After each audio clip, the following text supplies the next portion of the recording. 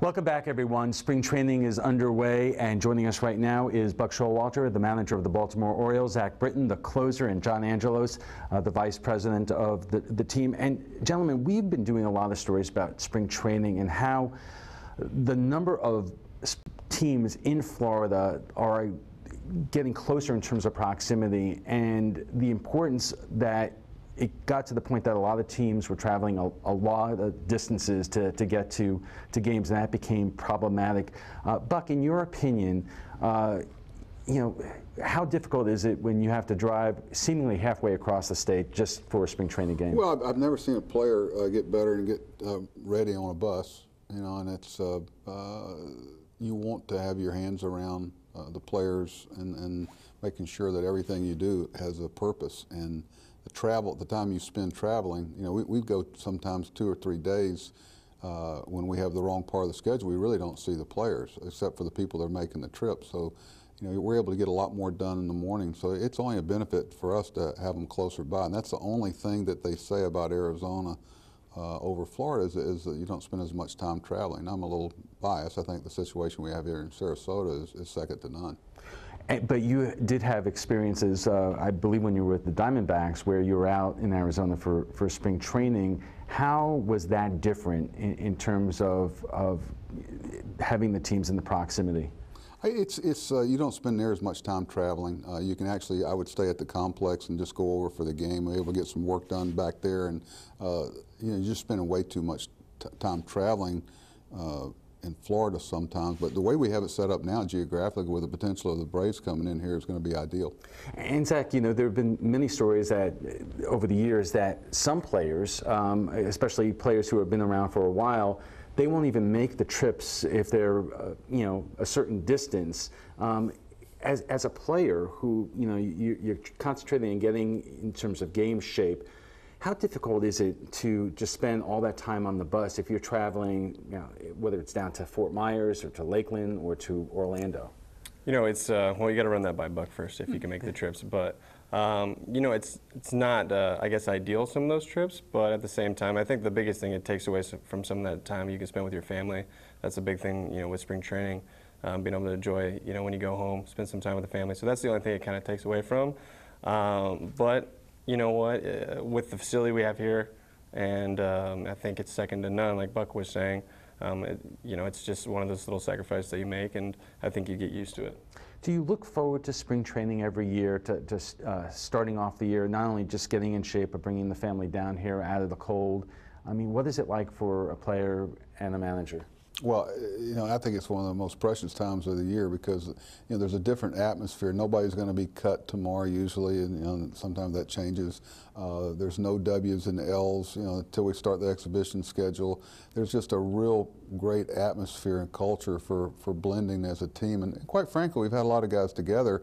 It's kind of like a reunion, kind of get back together and you remind all the things that you like about them and all the things that the other side, because we picked their friends for a long time. But spring training is a great time, and it's a great time for connection with the fans, and our guys do a great job with it. John, has there been a deliberate effort among the teams to try to, especially the teams that are located in Florida, to try to move them closer together for the reasons that we've been talking about?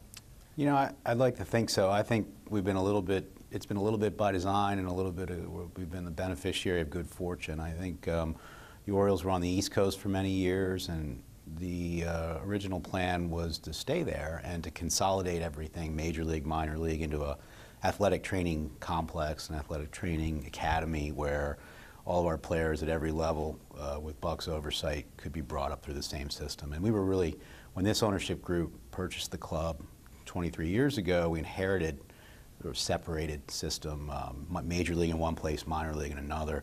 And on top of that, we had a lot of travel, as did some other clubs. So it was always a mission of the ownership group to give the baseball operations, the baseball experts, the ability to have one campus or two closely proximate campuses where you could see everything and do everything and get the work in.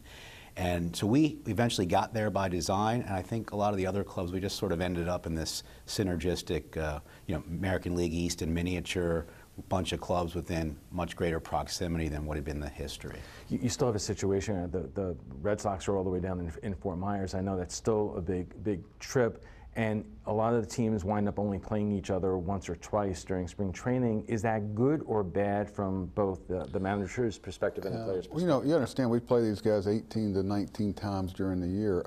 I really don't like playing them in the spring, but because we play Tampa's in Port Charlotte, and you got the Red Sox down in Fort Myers, and of course Dunedin's Toronto, and that other team's over in Tampa. The Yankees.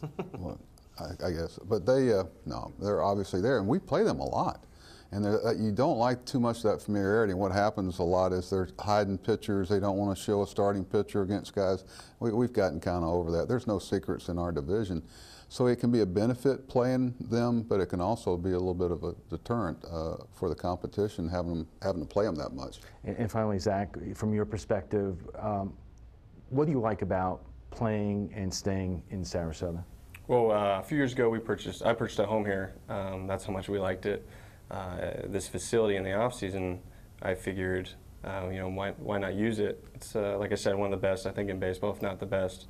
You see a lot of teams that come through, and they're in all of what we have. So myself and a few other players have purchased homes here to use the facilities in the off season when not a whole lot of people are down here. But I think over the last 2 or 3 years, a lot more guys have started to come down and use it. And like I said, I think the Angelos family did with Buck, and Brady Anderson had a big part of that too, in designing it, and for all the right reasons. And guys are kind of drawn to it. All right, gentlemen, thank you very much, and we'll be back in just a moment. Welcome back, everyone. We are talking about the economics of spring training baseball here on the Sun Coast, and joining us right now is John Angelos, the Executive Vice President of the Baltimore Orioles, Rob Wells from Visit Sarasota, and Kevin Cooper, the President of the Sarasota Chamber of Commerce. Gentlemen, when we listen to the comments from our viewers, some of them actually wonder out loud, what is the economic impact of having the Orioles and other teams here on the Suncoast, and what does it contribute to the local economy? Who wants to take their first stab at that? Many years ago, it was said that the value of spring training to the state of Florida annually was $500 or $600 million, more than a Super Bowl every year. Those numbers have only grown over time. Well, it's interesting you said that, because anybody who loves baseball around here has seen teams move out of Florida to the Cactus League, and they're wondering whether the economics have changed. I think they've all changed for the good. They've all changed for the good because baseball continues to grow, and it's a high volume sport. It promotes, particularly in our case, but I think all the clubs promote back to their home neighborhoods or home communities, incentivizing people or promoting the idea of coming to the local Florida place where they train. Well, and to John's point, it's definitely grown. I think when we were looking back at the Orioles coming back here in the late 2008, 2009, the projection of what the Orioles were going to bring here to Sarasota was about a $35 million annual economic impact. When looking at the numbers last year, we had a third-party independent analysis done of Sarasota County data, and what we see is that the Orioles mean $89 million of economic impact to this area on an annualized basis. So it's definitely growing in a positive direction, more than twofold what the expectation was when we first brought him here a little over 7 years ago. Rob, let me ask you this. There are a lot of people who come down here because they may be fans of the Orioles or the Pirates. How many people come down here and go from team to team in terms of almost spring training tourism on a grander scale? Right, well, there definitely is that group of people that kind of go on a pilgrimage, if you will, to try to hit up every Florida venue in one spring. But above and beyond that, until the Orioles moved here, the Baltimore D.C. market wasn't a huge market for us. But since then, 2015, it was the #1 market for visitors, and then last year it was #2. So that's a direct impact from having the Orioles locate their spring training. Now, one big part of this that I know that a lot of you like to talk about is that whether the benefit of having the Orioles here is not just extending for spring training, but year-round. Youth baseball has become so huge around here. The Orioles open up their facilities and their fields to a youth sports team. I know that because my son has played on these fields. But what went into that effort, and what does that contribute to our community on an economic basis? I think what went into that effort to begin with was the idea that the Orioles wanted to bring a concept, and the concept had a number of different facets. The first was, we're going to be a corporate presence in the community. We'd been in Sarasota, Twin Lakes for many years. We brought all of our East Coast operations here, so they were really here 365 days. The second part was, we're going to create a community sports park, and we're going to act as a private manager to help the county run 2 facilities it owns, but through our marketing expertise, several decades of doing this, we would be able to bring a lot to that effort as well. And the third part was this large cross-regional sister city marketing effort that we put together, where we touch 7 mid-Atlantic states where we have Orioles fans, and we do that on TV, radio, digital, social media. And the message is really a message for the VSC, Visit Sarasota County, county government, chamber, and others, to tell people why you want to come down to Birdland in Sarasota. Right, and we know that there are sports teams, as I was saying, that have tournaments here that extend from May to August, and is that a factor that can contribute to the local economy as well? Absolutely. The Sports Commission directly sponsored 9 events in partnership with the Orioles last year.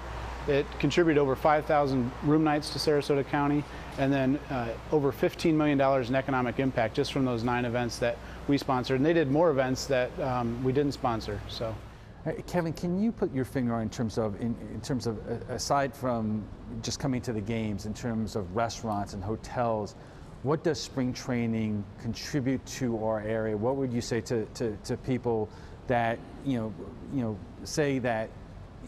And you've heard the arguments that government shouldn't be putting money into private ventures, like whether it's a sports team or any other thing.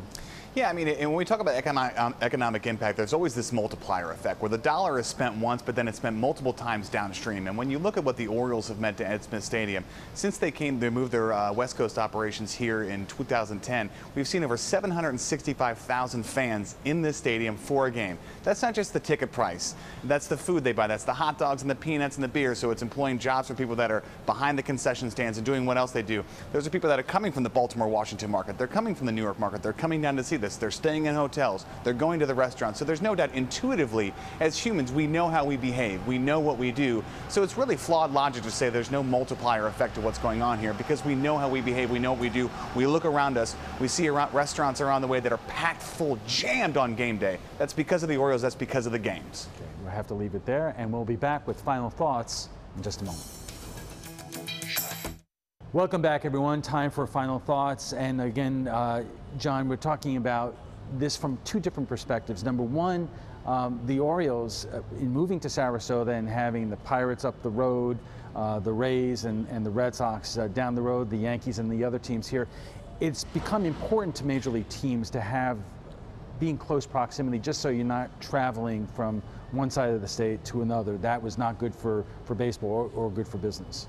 No, that's right. It's not good for our research and development function, our athletic training, and Buck Showalter spoke to that earlier, that how much of a benefit it's been for our organization and how much of a benefit it's been for the community and the region to have so many clubs focused here, training and traveling.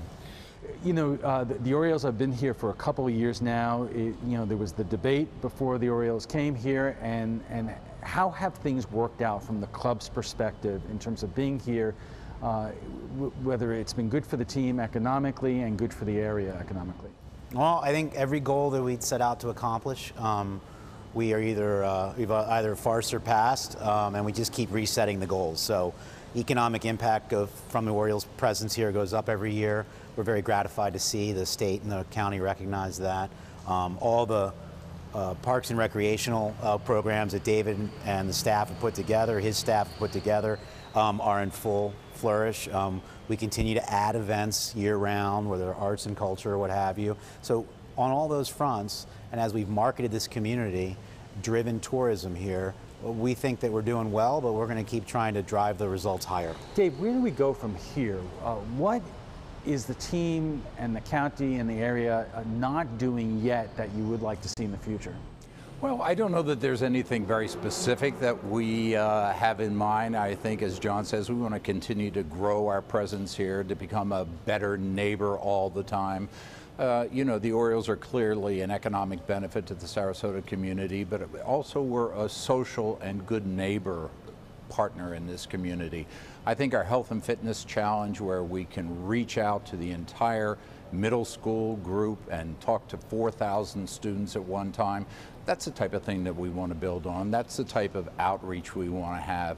You know, it's nice to be a partner to one school's carnival that they're having, but when you can reach out and be across all Sarasota County middle schools at one time with a program of health and fitness, that's the type of thing. And John, just for people who love baseball and love spring training, you know, final thought, describe, in your opinion, the health of spring training here in Florida right now, because people are always nervous about teams picking up and going out to Arizona. Well, I think that it's stronger than ever because community leaders, business leaders are saying to clubs, we don't want to just do something for 5 or 10 years.